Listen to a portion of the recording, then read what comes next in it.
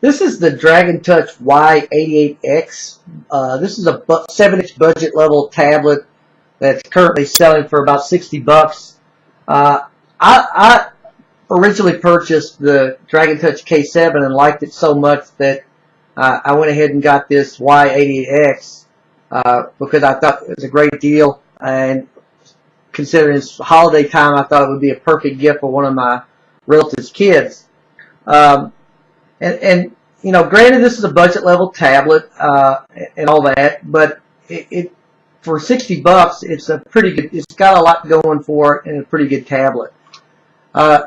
You can see the tablet here. It comes with the instruction booklet, an AC adapter, and a mini USB to USB cable. The tablet itself has the latest Android version, a quad-core CPU that's 1.2 gigahertz. Of course, the 7-inch screen. It's a 1024 by 600, which isn't HD quality by any means, but it's still, the screen was very clear and pretty good for this price. Has 8 gigabytes of storage on board, 512 megs of RAM, 2 megapixel front and rear camera, and it's wireless in. Unfortunately, it doesn't have Bluetooth.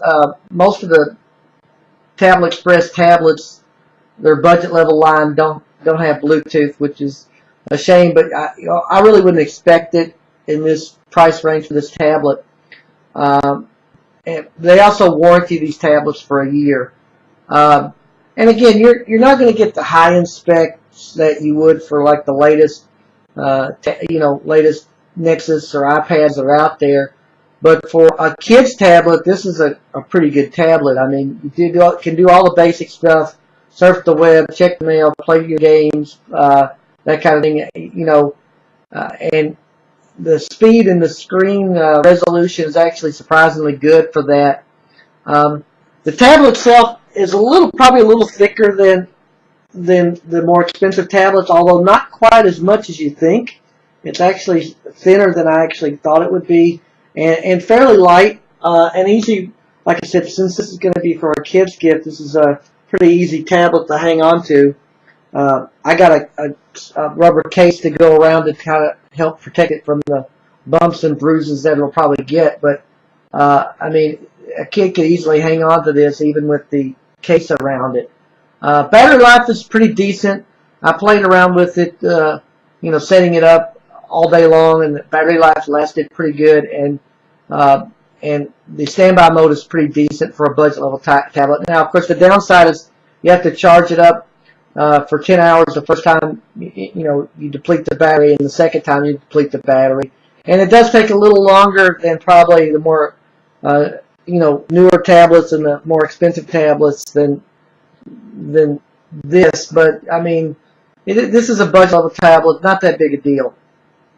Setup is pretty easy, like all of the Tablet Express, the tablets I have. I've had no issues with setup or the wireless or anything like that. Like I said, I do wish it had Bluetooth, but it doesn't have that. This one has some bloatware, but not as much as the K7, which was surprising to me. It has an app store called Mobile Genie, which I disabled because I really use Play Store. But I mean, you get that with every tablet, so that's not a big deal either.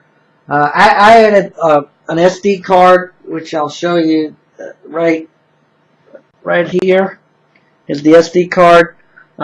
You also have the headphone jack here, the power button, and the charging buttons, and the micro USB, the power plug button hole there. Again, front and rear cameras. Let me show you that.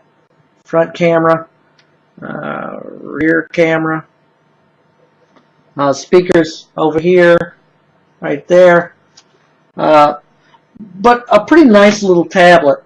Like I said, I had a 4 gig card since it's going for a kid, but it has the capability of holding larger cards if you want.